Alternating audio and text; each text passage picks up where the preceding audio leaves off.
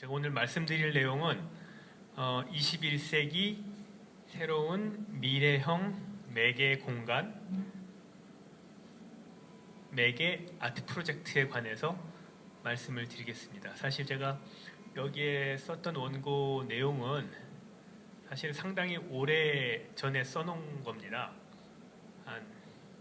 제가 이제 무브온 아시아나 티라나 비엔날레 참여했었을 때 한 10여 년 전에 썼던 글인데요.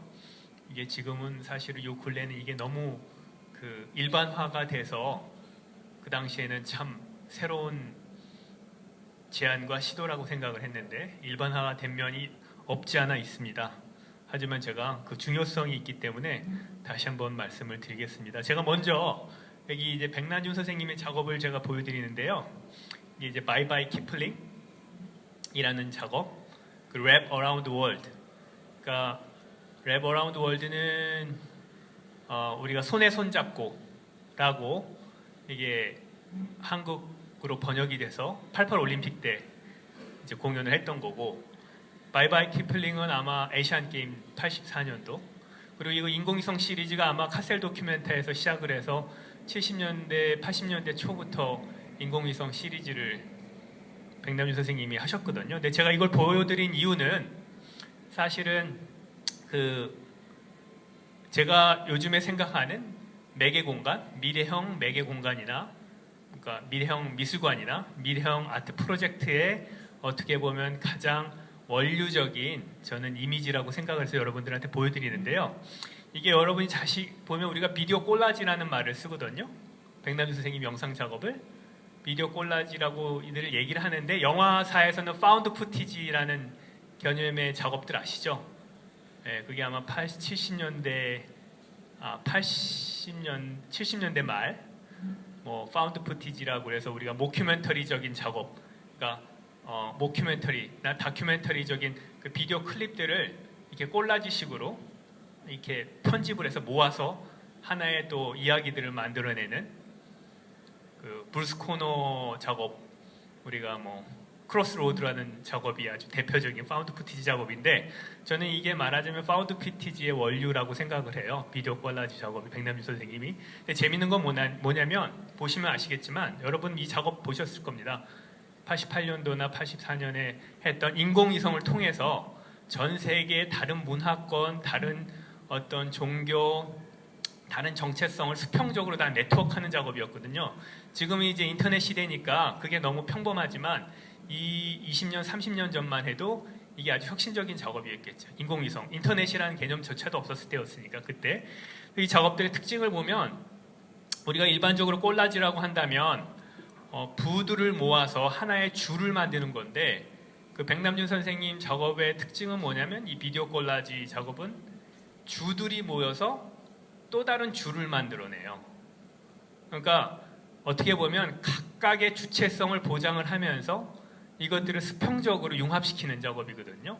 그러니까 인터미디어적 특성의 작업들은 보통 우리가 경계에 있는 거지만 이건 경계를 떠나서 완전히 또 다른 융합을 만들어내는 작업이라고 저는 보고 있습니다.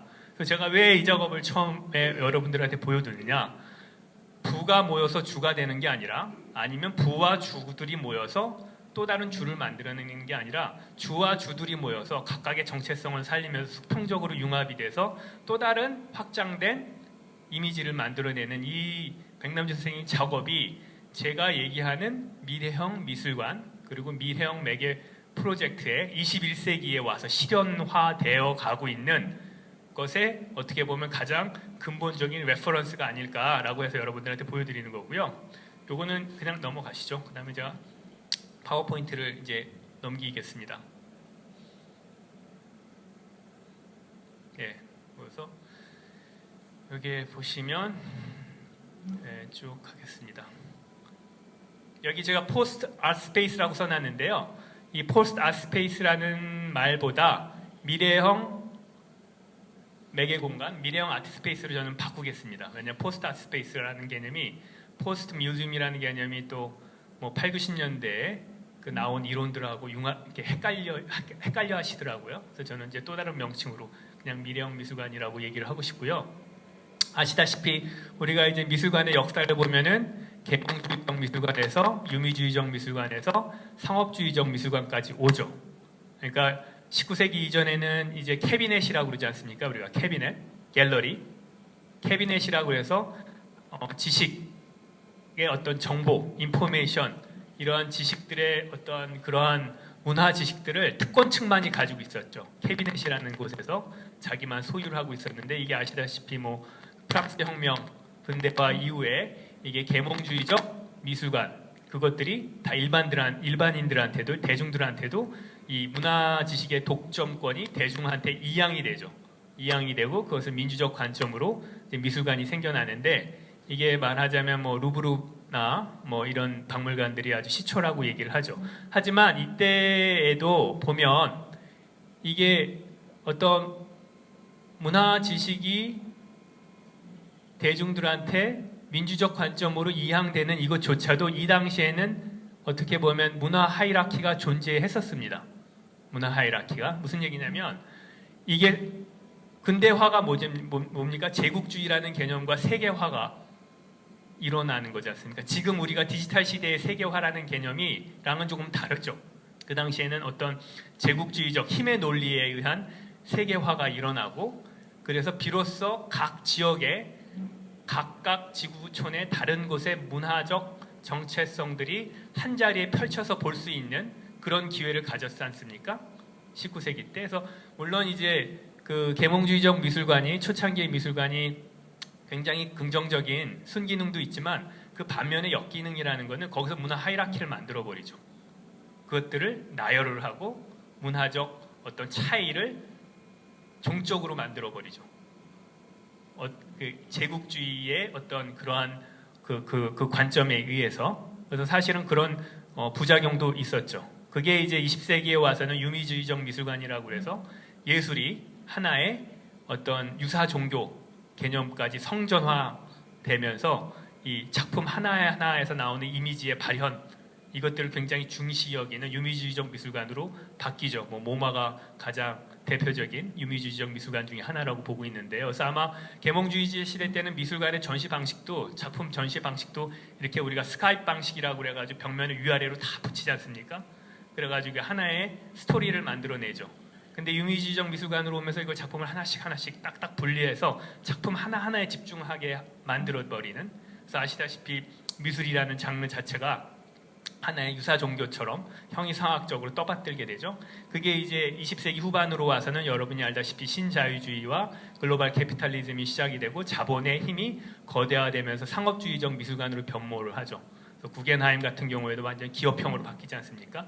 그리고 막 분점도 만들어내고 뭐 미술관 안에서 또 다른 상업 행위들 뭐 문화 뭐 카페도 만들고 아트샵도 만들고 자립형 미술관이라는 게 한때 굉장히 유행처럼 미술관들 사이에서 떠오르는 단어였죠. 그래서 제가 이제 말씀을 드리고 싶은 거는 한번 이렇게 흐름을 짚어보고요. 근데 이제 제가 말씀을 드리고 싶은 거는 자, 계몽주의적 미술관, 유미주의적 미술관, 그 다음에 상업주의적 미술관 다음이 무엇이냐? 21세기.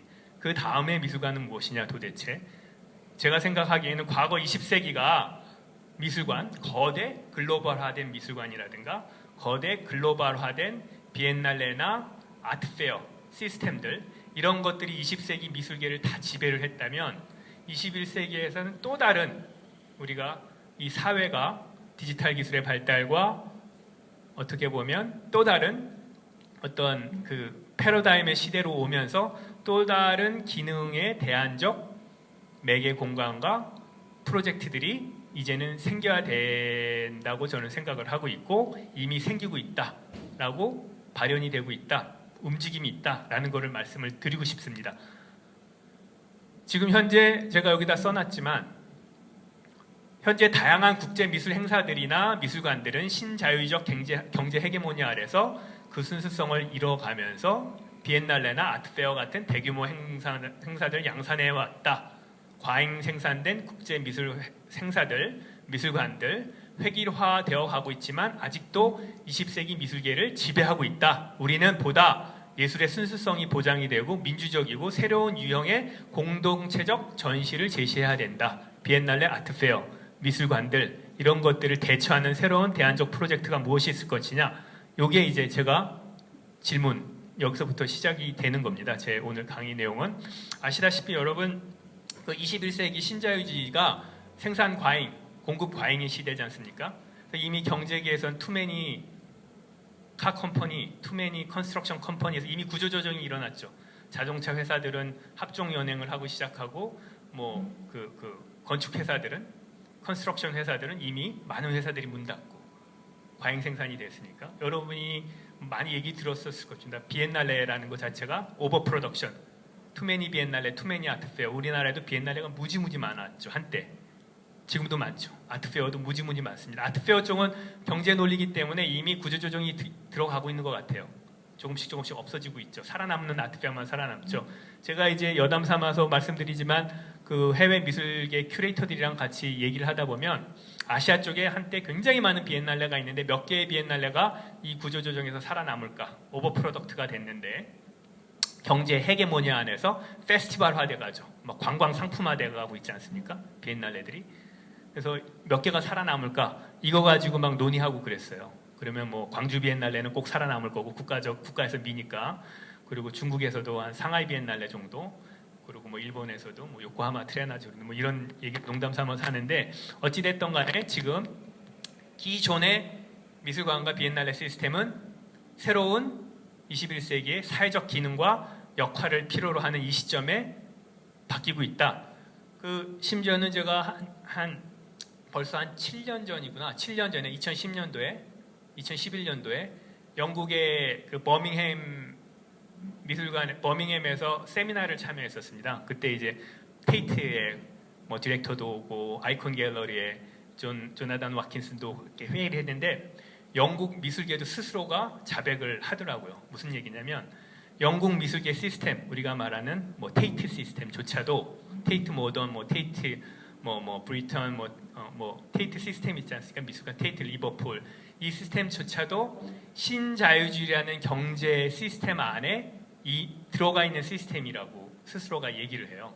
그러니까 영국이라는 나라가 80년대 IMF 이후에 경제 자체가 완전히 그 신자유주의 경제에 다 오픈을 해버리지 않습니까? 자유시장 경쟁 체제. 그때 그 영국 미술계 시스템이 다 바뀌거든요. 그래서 상업화랑 시스템 그리고 터너 프라이스부터 시작해가지고 다양한 미술계 시스템이 시장적 시스템을 만들어내면서 YBA라는 미술계 흐름을 만들어내는데 테이트조차도 국공립미술관인 테이트조차도 그러한 신자유주의 시스템 안에서 작동하는 메커니즘이었다. 영국 애들이 그렇게 얘기해요. 그러면서 하는 얘기가 우리가 버밍햄에다가 앞으로 6년 후에 새로운 미술관을 만들어내는데 이 미술관은 totally different, 또 다른 대안적인 미술관이 돼야 된다. 지금까지 테이트가 갖고 있던 공공적 기능, 사회적 기능과 전혀 다른 콜렉션부터 교육부터 전시 유형까지 다른 새로운 시스템을 우리는 적용을 해야 된다라는 얘기까지도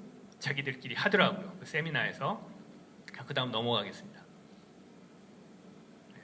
제가 어디 갔지? 요거죠? 제가 이제 여기서 이제 보여드릴 게 뭐냐면 이제 뭐 한글 영문까지 이제 형식적인 부분을 제가 말씀을 드릴게요. 형식적인 부분. 여기에 이제 피라미드, 압축된 피라미드, 여기에 공동체 이렇게 되어 있습니다. 그러니까 새로운 기술 발달이 새로운 사회 패러다임을 창출하면서 21세기 디지털 기술의 발달이 다양성, 전지구성, 융합성의 사회를 만들어내고 있습니다. 21세기 새로운 디지털 시대에 상징하는 키워드가 3개거든요. 글로벌 모빌리티, 다이버시티, 컨버전스. 이 3가지로 모든 사회 시스템이 바뀌어요. 그리고 심지어는 우리 정체성, 우리 자아조차도 융합성, 다양성, 전지구성으로 바뀌고 있습니다. 다이버시티, 컨버전스. 다시 얘기하면 우리 감각조차도 보다 다양해지고 공감각해지고 다감각해지고 통감각해진다라는 거죠. 그리고 우리 사회 시스템 자체도 어떻게 보면 아까 말한 것처럼 전지구성, 다양성, 융합성의 사회. 핸드폰만 봐도 그렇지 않아요. 내 손 안의 작은 세상. 예전에 사진기, 영어 사전, 카메라, 뭐 핸드폰 다 따로따로 분리되어 있는데 하나로 다 합쳐졌죠. 그죠? 뭐 어찌됐든 간에 이 세 가지 키워드로 바뀌면서 미술관이나 미술 행사들의 조직 자체도 이렇게 다양성, 전지구성, 융합성으로 바뀌고 있다.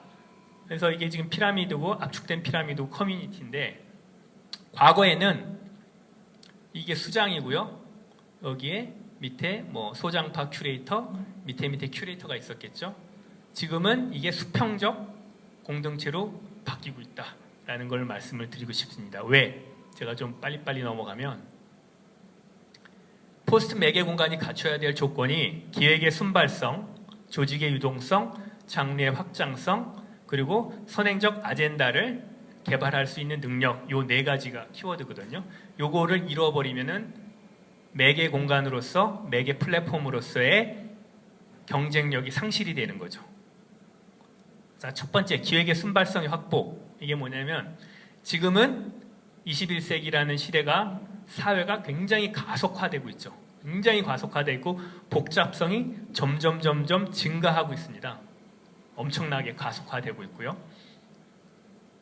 무슨 얘기냐면 과거에는 생산 유통의 서큘레이션이 20세기 초반에도 한 3, 40년 고호가 이머징에서 레코나이즈, 에스터빌리시 작가 되기까지 한 40년 이상이 걸렸거든요. 죽은 다음에 유명해졌죠. YBA가 15년 걸렸어요. 데미안 허스트가 센세이션전에서 대학원생 때 전시해가지고 자기 작업이 옥션에서 몇백억에 팔릴 때까지 15년이 걸렸고요. 그 다음에 차이니스 아방가르드 페인터들 뭐 장시학강, 유엔민지 딱 5년 걸렸어요. 1000만 원, 몇백만 원짜리 작업이 몇십억으로 찍기까지. 이제는 서큘레이션이 굉장히 빨라졌어요. 이 사회 자체도 마찬가지입니다. 우리 사회 자체도 경제학자들이 그런 얘기 하더라고요. 경제학자들이 이 순환 속도가 너무너무 빨라가지고 자기네들도 이걸 컨트롤 못할 때까지 왔대요. 그러니까 이 신자유주의 시스템을 이걸 컨트롤 못한대요. 지금은 더 이상. 과거 대공황 때는 그 대공황이 일어난 다음에 그 미국 정부에서 경제학자들한테 보고서를 쓰게 했더니 대공황이 일어난 문제점 8페이지, 10페이지에 페이퍼가 나왔대요. 그래서 이제 고전적 자유주의가 이제 케인즈니즘을 적용하기 시작을 하죠. 그 보고서를 바탕으로. 근데 요번에 리만 브로더스 사태 났었을 때는 300페이지가 넘었대요. 500페이지, 600페이지. 자기 자신도 경제학자인 자기 자신도 목차밖에 못 본다라는 거예요. 이걸 건드릴 수 없다라는 거예요. 복잡성과 이 가속도가 너무너무 빨라서. 그래서 심지어는 조지프 A. 테인터나라든가 레베카 코스타라는 사람은 이 사회의 가속성을 우리가 인간이 진화론적으로 못 따라가게 되는 순간 인류가 멸망한다 이런 얘기까지 했지 않습니까? 그래서 그 해법으로 뭐 포스트 휴먼 얘기라는 것도 나오고 몸에 기계 때려와가지고 우리의 이 적응성을 높이자 뭐 이런 얘기도 나오는데 어찌됐든 간에 제가 뭐 그렇게까지 극단적으로 얘기할 건 아닌 것 같고 사회가 굉장히 가속적으로 빨리 되기 때문에 모든 것들이 예를 들면 매개 공간이라든가 미술관이라든가 프로젝트들이 빨리빨리 순발성 있게 대처를 해야 된다는 거예요. 제가 이런 얘기 해도 될런지 모르겠지만 뭐 제가 국공립미술관을 디스하면 안 되는데 우리나라 제가 모 국공립미술관과 일을 하는데 외국에서 너무나 좋은 제안이 왔는데 그 제안에 대해서 예스라고 대답하기까지 한 달이 걸리더라고요. 결제 관장님까지. 근데 그쪽에서는 못 기다리죠. 그러더니 한 달 뒤에 예스라고 얘기하니까 얘네는 벌써 다른 미술관이라고 일을 하더라고요. 그래서 우리가 그걸 해결 못하면 안 되겠죠. 굉장히 순발력 있게 돌아가죠. 조직의 유독성 확보. 조직이 이미 그 서구 미술관에서는요. 그 조직이라는 개념이 굉장히 유동적입니다. 어소시에이트 큐레이터, 어소시에이트 다이렉터 시스템이 많아요. 그래서 내부의 기획자나 큐레이터들이 해외로 나가서 프로젝트를 하고 그 프로젝트를 하면서 자기가 하나의 인프라, 사회 네트워크적 인프라를 쌓은 다음에 그걸 가지고 또다시 미술관으로 들어오죠. 그래서 미술관이랑 같이 커나가거든요. 그리고 심지어는 내부의 미술관에 있는 구성원들이 나가는 게 아니라 외부 구성원들도 쉽게 막 들어와요. 막시밀리아노가 테이트 모던에서 독립기획자로 뭐 넌포셀이라는 프로젝트를 했죠. 그리고 뉴 뮤지엄 가가지고 무슨 협력 디렉터로 했다가 지금 아예 디렉터가 돼버렸지 않습니까? 왔다 갔다 완전히 열린 구조죠. 근데 우리나라에서는 제가 여기 오는데 강의하러 오는데도 외부 활동 신고서 써가지고 오케이를 받아야 돼요. 네? 그리고 일본만 해도 여러분 모리미술관 하면은 후미오 난조만 있는 게 아니라 밑에 마미 카타오카, 뭐 아라키상 유명한 글로벌 큐레이터들 있죠. 해외 비엔날레에서 영성하게 활동하는 걔네가 활동하면서 자기의 인적 그 네트워크나 이런 걸 쌓아서 다시 미술관으로 들어오면서 미술관이 또 뜨지 않습니까?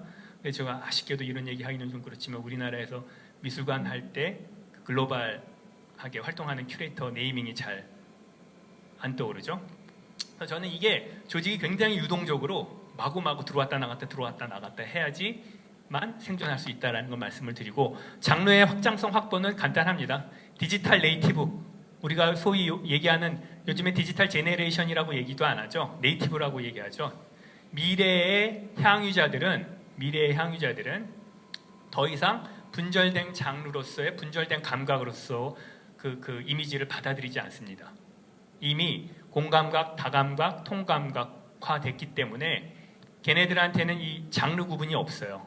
그러면 우리도 바뀌어야 되겠죠. 공급자들도, 향유자들도 바뀌는데 대중들은 어떻게 됩니까? 이미 디지털 환경 안에서 자연 환경의 압력이 아니라 기술적 환경의 압력으로 스스로가 진화되면서 보다 깊이 있는 미적 가치관과 다양한 미적 가치관과 공감각, 다감각을 가지고 있는데, 공급자들은 거기에 맞는 예술을 공급 못하면, 여러분 갑자기 2000년대 이후에 복합문화공간이란 말이 굉장히 유행처럼 다들 뭐 미술관만 만들면 다 복합문화공간이래요.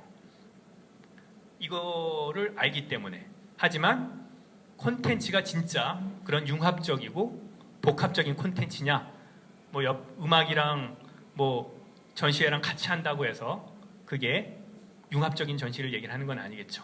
그런 장르의 확장성을 가져야 됩니다. 여러분 요즘에 애들 보면요, 내가 신기한 게 게임을 하면서 밥을 먹으면서 음악을 들어요. 고등학생 애들이 친구랑 얘기하면서 한쪽으로 문자를 보내고 있거든요. 멀티태스킹이라고 그러잖아요. 이미 미적 가치관들이 센서리 시스템, 인지 시스템이 저희랑은 틀린 거예요. 저는 음악 듣고 공부까지는 해요. 라디오 켜놓고. 저희 부모님 세대는 못하죠. 맨날 와서 끄죠. 음악 들으면서 제가 공부하면 너 집중이나 할 수 있냐고, 하나에 집중하라고. 근데 저는 집중이 되는데 저보다 더 밑에 세대들은 더 감각이 발달했겠죠. 제가 무슨 얘기냐면 이 네 가지가 포스트 매개 공간이 가져야 될 저는 조건이라고 생각을 하고요. 자, 이렇게 되기 위해서는 어떻게 돼야 되냐면 이렇게 돼야 된다는 거예요. 공동체로 가야 된다. 어디 갔어? 이렇게 돼야지 아까 말한 장르의 확장성, 조직의 유기성, 기획의 순발성, 선행적 아젠다를 개발할 수 있는 연구 능력, 이게 생긴다라는 거예요. 이미 여러분 인베스트먼트 컴퍼니들 있죠? 투자사들은 이쪽으로 다 왔어요. 이미. 왜? 몇 초 하루하루에 몇백억 단위가 막 돈이 날아가고 들어오지 않습니까?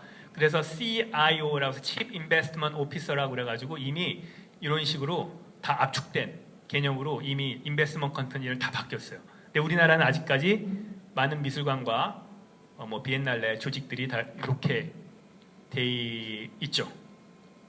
자, 20세기의 조직, 과거 올가나이제이션, 이 피라미드 시스템에 관해서 제가 간단하게 말씀을 드리면,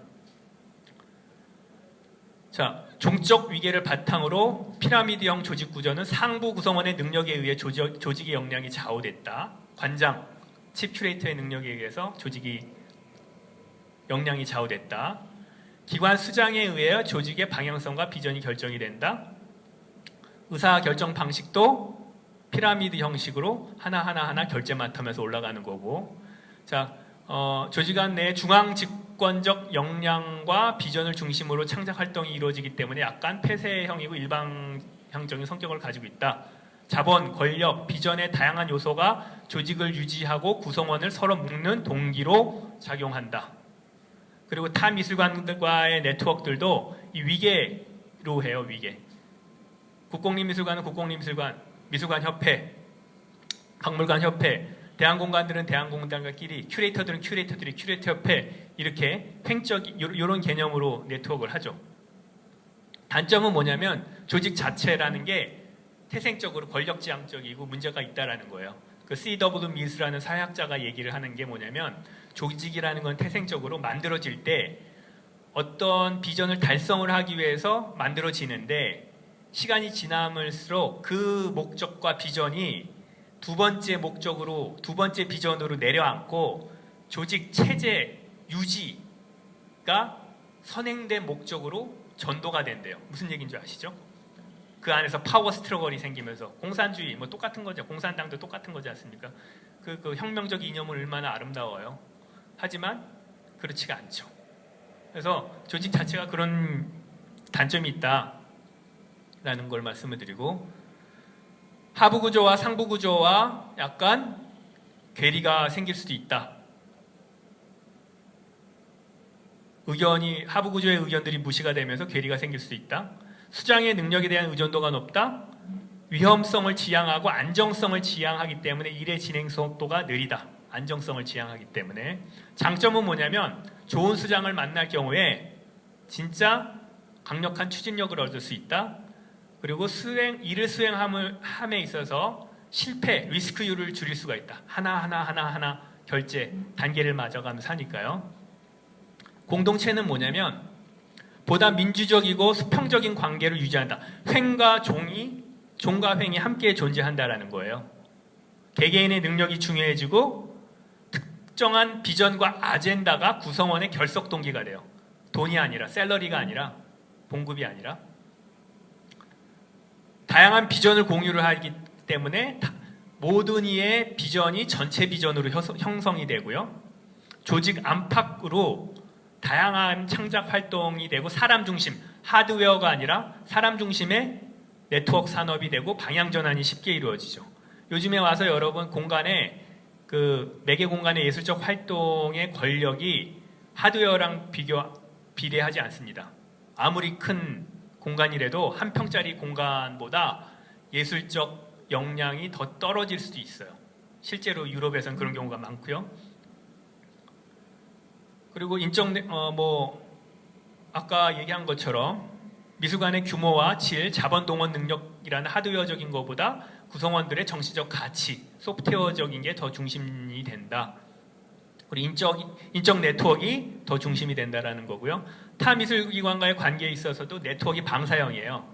아젠다가 형성이 되면 미술관들끼리, 기획자들끼리가 아니라 미술관 기획자, 독립기획자 할 거 없이 다 방사형으로 그 아젠다를 중심으로 네트워크를 형성해요. 예를 들면 예전에 None for Sale이라는 테이트 모던 20주년인가 30주년 행사할 때 막시밀리아노가 독립기획자가 그 당시 항상 미술시장이 아주 정점을 찍었을 때였거든요.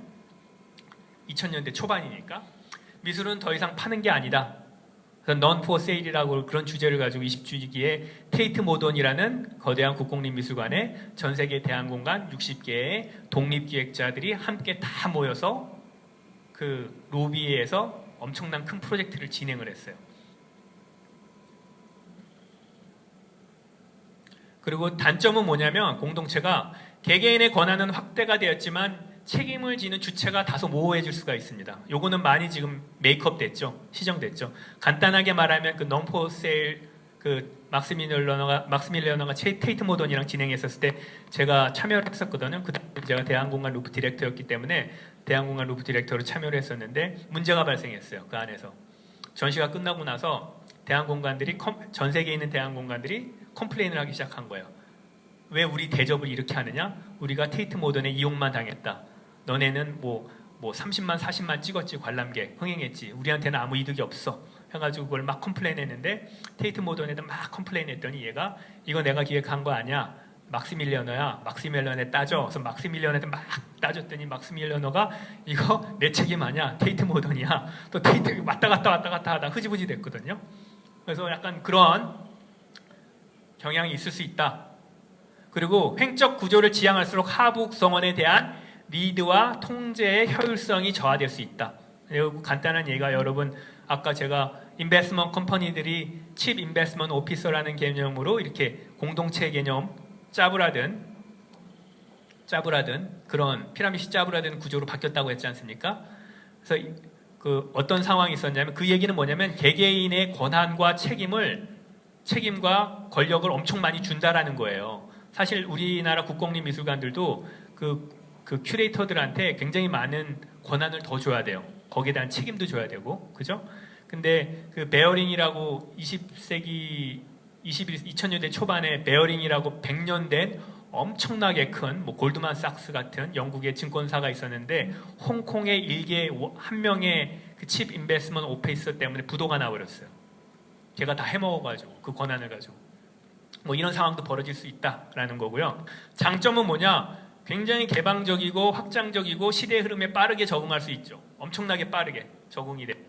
그리고 구성원 간의 소통 구조가 문지적이고 투명해서 비전과 아젠다 중심으로 모이기 때문에 자발적으로 결속력이 강하게 구축이 되고요.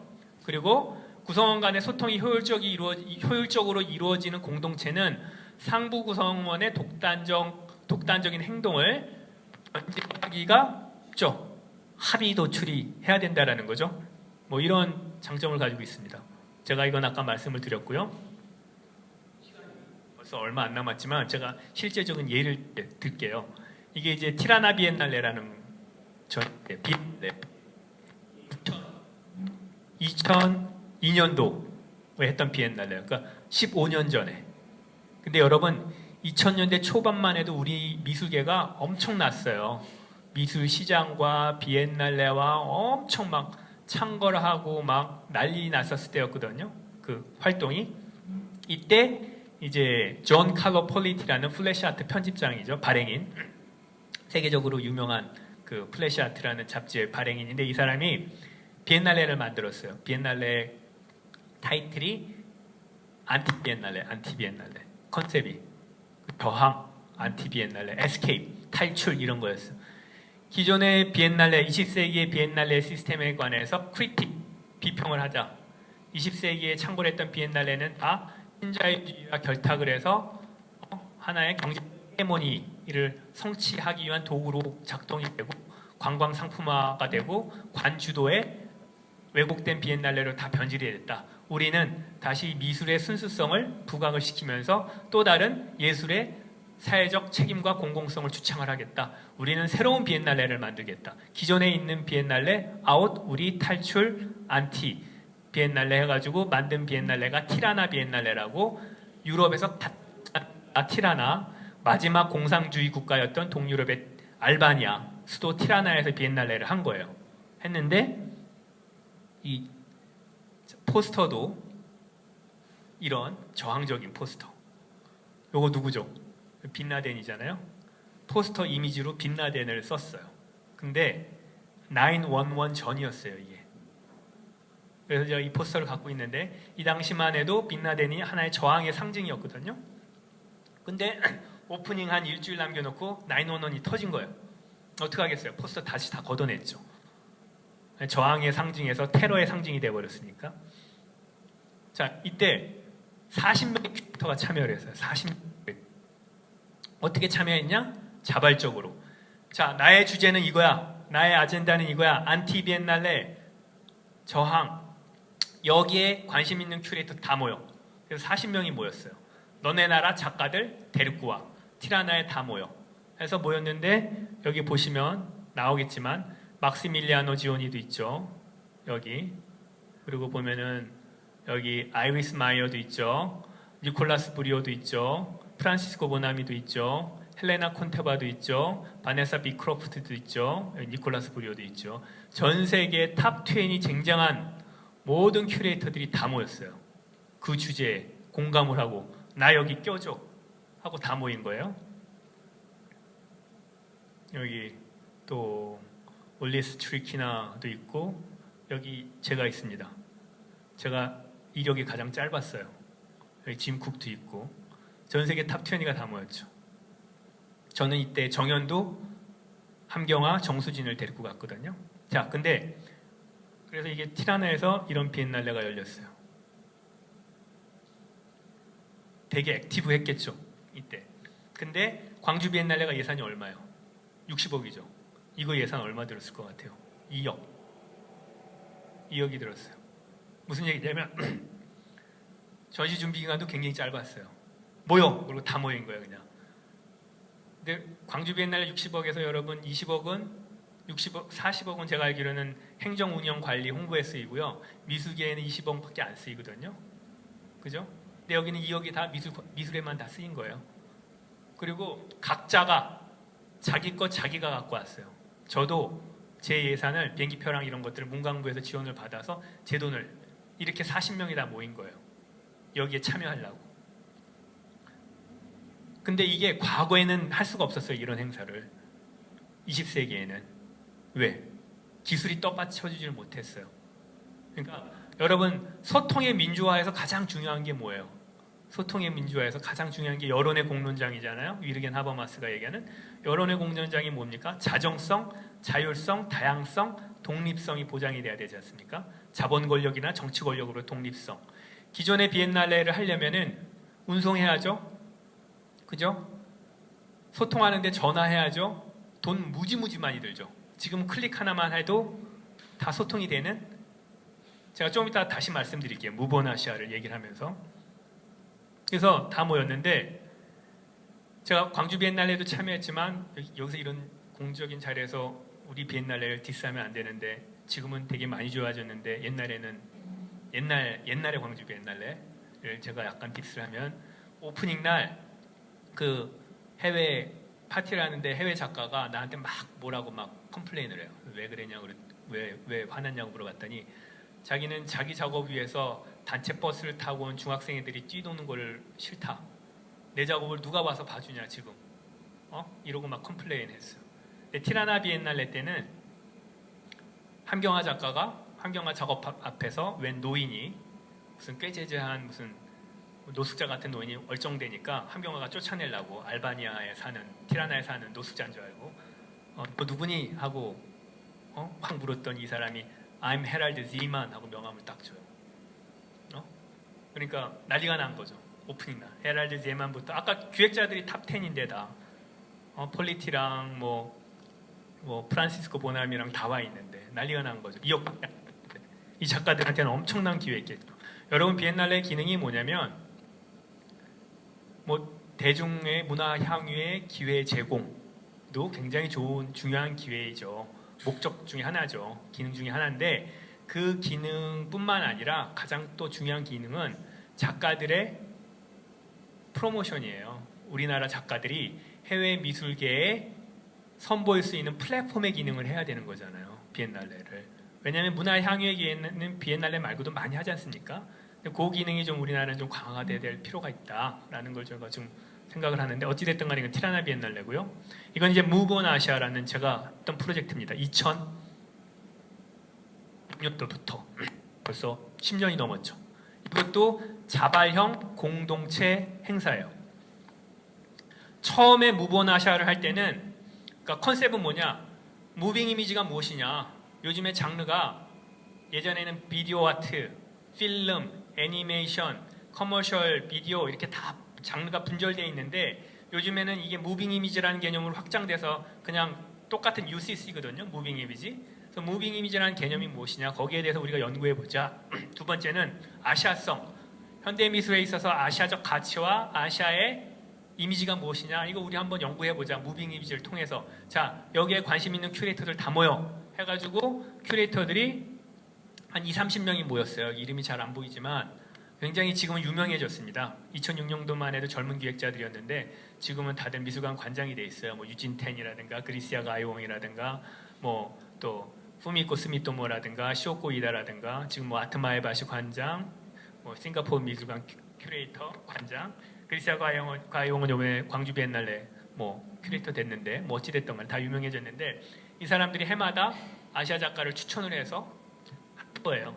10년 전에는 이때 10년 전에 참여했던 작가들이 막 송동, 양푸동, 뭐 누구야 아피차퐁 이런 애들이었어요. 그때는 젊은 애들이었거든요.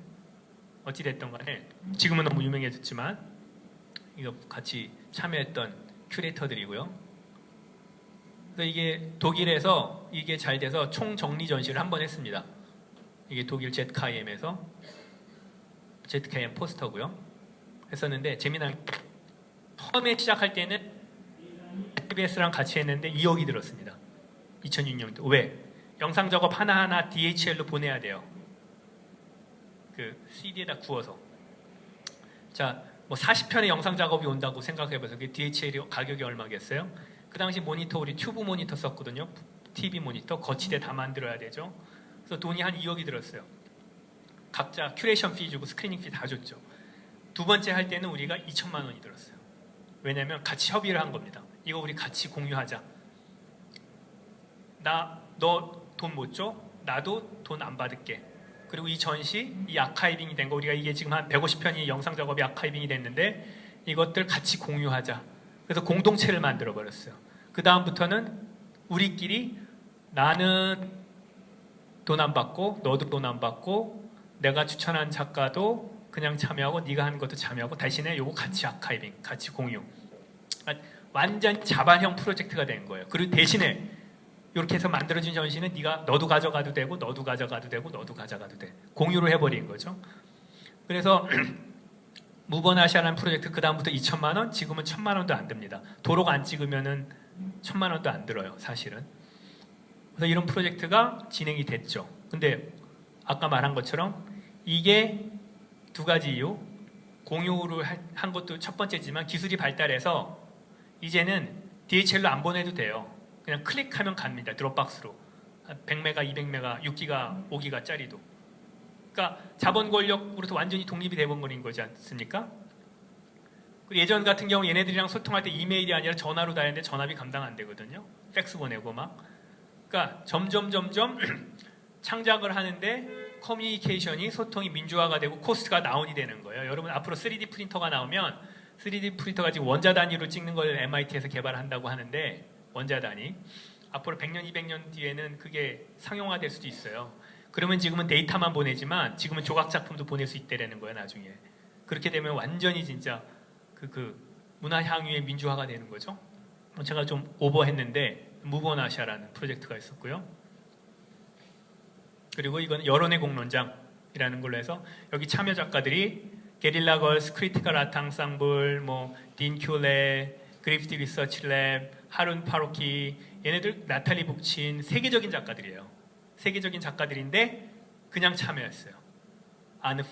아무런 피 안 받고. 왜? 아젠다 때문에, 공동체 때문에.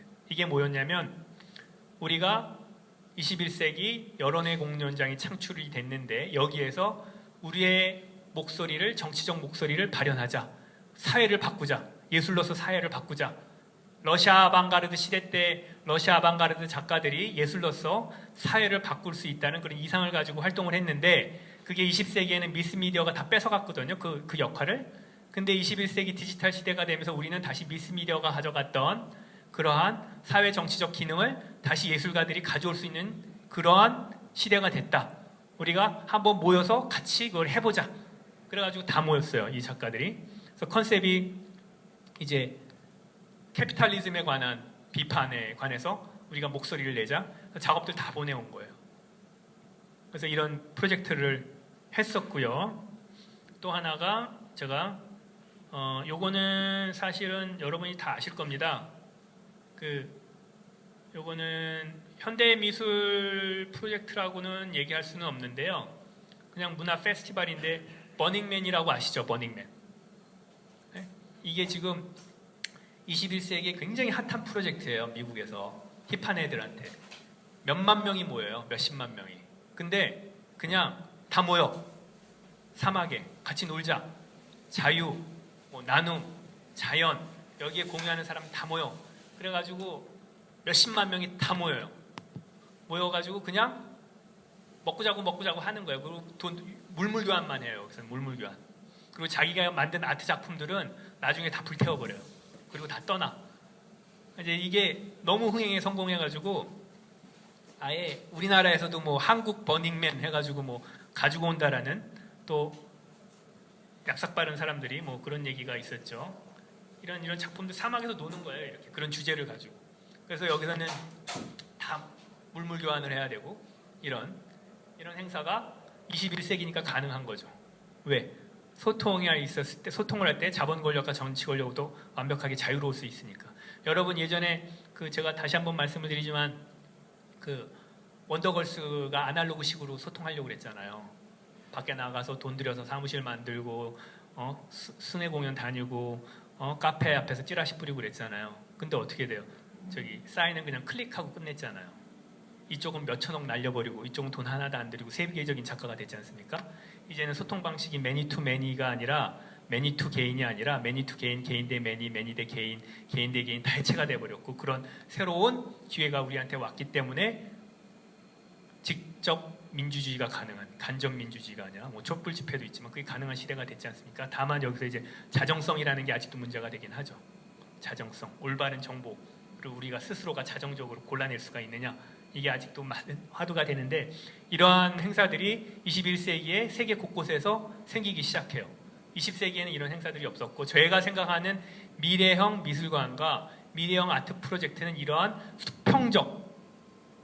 수평적 공동체, 네트워크, 수직적 개념이 아니라 백남준 선생님이 예를 들면 전 세계 만물의 수평적 네트워크를 통한 상생의 미래라는 비전과 꿈을 7, 80년대 자기가 그 작업을 제시했던 것들이 아이디어로만 제시했던 것들이 지금은 현실로서 나타나는 거죠. 그래서 저희 백남준 아트센터가 내년부터는 미술관이 컨셉을 바꿉니다. 무슨 얘기냐면 아까 말한 것처럼 계몽주의적 미술관 그리고 유미주의적 미술관 그 다음에 상업주의적 미술관이라면 21세기에는 저는 공유미술관이라는 단어를 쓰거든요. 공유라는 게 뭐냐면 이 미술관 자체도 공유지된 거예요. 공유. 전문가 비전문가가 공유를 하고요. 그리고 미술관들끼리 아예 같이 쓰는 미술관. 그래서 실제적으로 저희가 내년에 하는 프로젝트들이 우리가 보통 그 네트워크 전시라고 한다면 전시를 만들어 놓고 순회를 하지 않습니까? 근데 우리는 아예 처음부터 전시 기획, 연구, 홍보, 마케팅부터 같이 해요. 해외 미술관들하고 ZKM하고 일본의 저희 중국의 CAC라고 그런 프로젝트를 지금 진행하고 있습니다. 더텀 소리아라든가 뭐 예를 들면 또 스리룸 프로젝트라는 개념의 프로젝트를 내년에 하거든요. 공간을 공유를 합니다. ZKM 공간 내 거, 네 공간 네 거, 이 공간 네 거 그런 식으로 공유를 하죠. 자, 미술인들끼리만의 공유가 아니라 일반 지역에 있는 대중들까지 전문가와 비전문가의 하이라키가 없는 수평적 공유를 시도하는 다양한 프로젝트들이 이제 요즘에 뭐 헬로우 뮤즘이라는 게 동네 미술관이라는 개념으로 그런 프로젝트를 진행을 하고 있죠. 지역에 들어서 지역 문화 정체성을 연구를 하고 그 문화에 맞는 같은 현대 미술을 융합시켜서 진행을 하는 여러분 이게 문화 커뮤니케이션이 잘못하면 굉장히 위험한 게 돼요. 침공이 돼버리게 문화 침공. 여러분 예전에 그 제국주의 시대 때 사실은 군대는 맨 마지막에 들어가요. 가장 먼저 들어가는 건 종교고 그 다음에 문화가 들어가고 그 다음에 경제가 들어가고 맨 마지막에 군대가 들어가는 거거든요. 문화라는 게 그만큼 문화의 위계가 존재를 하면서 그 위계를 가지고 소통을 할 경우에는 굉장히 위험한 게 문화입니다.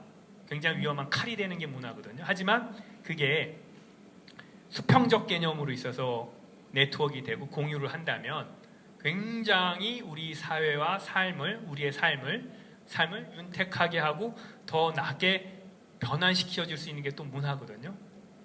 그래서 예술이 그만큼 중요하죠. 지금은 더욱더. 그래서 제가 지금 벌써 50분이 지났는데 굉장히 얘기를 빨리빨리 해가지고 지금 뭐 예제도 많고 막 압축해서 얘기하느라고 후다닥 얘기했는데 뭐 제가 오늘 말씀드릴 내용은 여러분들이 뭐 어느 정도 여러분들한테 제가 전달을 되었다고 생각을 하고요. 캐비넷에서 계몽주의 미술관에서 유미주의적 미술관에서 상업주의적 미술관에서 공유미술관으로 발전을 하고 있고 이 공유적 개념, 융합 어떤 단어를 제가 써야 될지 확실히 모르겠습니다. 지금 공유라는 단어를 썼지만 어떤 그러한 새로운 유형의 미술관과 문화 프로젝트 여러분 이 콜렉티브 그룹, 콜렉티브 프로젝트들이 요즘에 굉장히 많죠. 그죠? 콜렉티브 프로젝트들이 그것도 이러한 어떤 흐름의 하나의 반영이라고 보시면 됩니다. 예전에는 군산복합체입니다. 예전에는 네트워크. 근데 요즘은 문화복합체, 수평적 문화복합체, 선수들만 모이는 이런 콜렉티브 프로젝트들이 많이 생기고 있지만 이것 또한 완벽하게 수평적으로 화학적으로 결합되는 프로젝트가 사실은 많이 그 예를 못 봤어요. 시도들은 많이 봤거든요. 제가 우리 다 같이 하자, 다 같이 모여서 하자, 모여서 하자는데 그냥 나눠 먹기식이 된다거나 같이 융합이 안 되고 아니면 그 안에서 충돌이 일어나거나 하이라키가 생기거나 이러한 케이스도 너무 많아요. 근데 사실은 제가 생각하는 거는 아까 무부아나시아나 티라나 비엔날레나 뭐 그런 것처럼 진짜 수평적으로 하이라키가 없이 케미컬하게 화학적으로 융합이 돼서 아까 말한 것처럼 21세기의 미래의 어떤 대중들, 공감각, 다감각, 통감각, 그리고 보다 깊이 있고 이러한 감각들을 만족시켜 줄 수가 있고 21세기 사회의 글로벌 모빌리티, 다이버시티, 컨버전스라는 이런 시스템의 새로운 선도적 대안을 제시할 수 있는 이러한 공유적, 융합적 저는 어떤 새로운 이제 미술관, 매개 공간, 아트 프로젝트들이 이제는 21세기 하나의 대안으로서 대세가 될 것이다 라는 게 저의 오늘 마지막 얘기고요. 질문 있으시면 짧게나마 질문을 5분만 해주십시오. 지금 어떤 미술관의 어떤 그거에 있어서 지금 다음 세대가 뭔가라고 말씀을 해주셨잖아요. 다음 세대는 어떤 식으로 어떤 그 미술이라는 거를 이제 퍼뜨리고 보여주고 할까. 거기서 이제 딱 얘기하실 때 생각난 게 1인 크리에이터라고 생각이 들었거든요. 왜냐면은 지금 유튜브나 영상이 올라갈 수 있는 콘텐츠 플랫폼들이 많이 있잖아요. 거기서 이제 그림을 그리는 사람들이나 아니면 조각을 하는 사람들이 그 결과물만 딱 사진으로서 이미지 남기는 게 아니라 보면은 다 그 과정들을 이제 다 보여주면서 그게 조회수가 많이 나오고 그게 또 공유가 많이 되더라고요. 그래서 어떻게 보면은 그 작가들 그런 내수 작품을 만든 사람들도 결과물로만 얘기를 하는 게 아니라 그 과정들도 포함시켜서 또 개인적으로 공유를 하고 있는데 그 부분에서 어떻게 생각하시나요? 이미 현대미술은 과정과 결과의 구분이 없고요. 과정도 하나의 결과고 결과도 하나의 과정이고요. 이미 뭐 생산자나 소비자의 구분도 없어졌지 않습니까? 다 압축이 돼서. 그래서 저는 이제 그렇게 보고 있고요. 사실은 그런 건 있습니다. 이제 요즘에 아까 소통의 민주화라는 개념이 자기 자신을 익스비션, 자기 자신을 익스포즈하는 기회가 엄청 많아진 거예요. 지금 과거보다. 과거에는 내가 내 자신을 나의 어떤 생산물들을 창작물들을 보여주려면 자본이 필요했지 않습니까? 인쇄물로 찍어야 되고 전시장 가서 전시해야 되는데 지금은 클릭 하나면 되지 않습니까? 물론 이게 데이터로만 한정이 되어 있기 때문에 그래서 이제 그런 이제 이미지들이 사실은 창고를 하죠. 지금 이미지의 홍수 시대라고 생각을 하는데 그래서 거기에 대한 아까 굉장히 긍정적인 부분도 있지만 부정적인 부분도 사실은 있어요. 좀 그 깊이감보다는 가벼우면서 자극적인 아이 캐칭을 해야 되니까 그 대표적인 게 저는 이제 언론사들이 그렇다고 보거든요.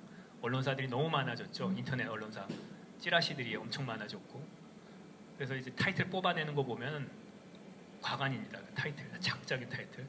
그걸 또 메이저 언론사들이 영향을 받아가지고 심지어는 요즘에 메이저 언론사들이 조중동도 그렇게 타이틀을 뽑아내요. 이거 뭐야? 타이틀 보고 들어갔는데 딴 얘기고 막 이런. 그래서 사실은 그거는 하나의 현상적이라고 보고 있습니다. 저는 그런 것들이. 과정을 보여주던 결과를 보여주던 이게 어떤 그런 자극적 이미지가 창고를 하는 하나의 현상적이고 이제 이게 무브먼 개념으로 바뀌려면 그러한 자극 안에서도 깊이감을 찾아가는 작가들도 분명히 있거든요. 그런 것 사람들이 모이면 그게 또 무브먼이 되는 거죠. 과거에 대량 생산 체제 시대 때 뭐 질적 저하, 이미지의 질적 저하의 상품들이 창고를 했었을 때 공예부흥 운동이라는 현상이 나중에 디자인 운동이라는 무브먼으로 바뀌었듯이 지금도 저는 딱 그런 과도기라고 보는데 어찌됐든 간에 1인 미디어 여러분 이제 1인 미디어가 거대 자본과 노동력이 있는 그 조직적 미디어보다 파워가 더 세요. 어떤 경우에는 그 위키리크스가 직원이 4명밖에 안 되잖아요. 네? 근데 SBS보다 더 유명하거든요. 근데 문제는 그게 휘발성으로 날아가는 사람도 있을 거예요. 그죠? 하지만 휘발성으로 1인 미디어더라도 휘발성으로 안 날아가고 그 안에서 또 다른 깊이감을 찾아가면서 자기 위치를 가져가면 그게 이제 매개 플랫폼으로서 작동을 하는 거죠. 공고히 지속적으로. 그래서 그런 경향들이 좀 있다. 그리고 그런 걸 좀 우리가 간과하면 안 된다라고 보고 우리 스스로도 요즘에는 미디어 바이러스라고 그래가지고요. 여론의 공론장이 여러분 굉장히 긍정적인 기능도 있지만 역기능도 있어요. 미디어 바이러스가 뭐냐면 나도 모르게 감염이 되는 거예요. 예전에는 미스미디어가 나한테 검열하고 막 나한테 거짓된 정보를 주우면 내가 알잖아요. 알고 거기에서 반작용으로 데모를 하잖아요. 그죠? 우리 사회 왜 이래? 너 왜 이런 말도 안 되는 얘기에 데모를 하는데 요즘에는 미디어 바이러스는 뭐냐면 자기가 감염된지도 몰라요. 이게 가짜도 진짜로 믿어버린다는 거예요. 그게 더 무서운 거예요. 사실은 그런 역기능도 있거든요. 그러니까 우리가 그런 아주 과도기적 상황이고 변화의 시기예요. 사실은 그러니까 이런 시기에 사실은 우리가 어떻게 네트워크를 하고 그 안에서 자정성을 네트워크한 상황에서 어떻게 자정적 기능을 우리 스스로가 획득할 것이냐. 과거에는 파워 엘리트들이 그 자정적 기능을 다 해줬잖아요. 파워 엘리트 이거 좋은 거야, 이거 나쁜 거야, 이거 좋은 정보야, 이거 좋은 주제야, 이거 좋은 전시야 이런 건데 지금은 우리 스스로 하는 그래서 좀 그게 좀 더 중요해질 것 같다라는 생각이 들고 이제는 아까 말한 것처럼 뭐 과정이나 결과가 구분이 없는 시대니까 뭐 그렇습니다.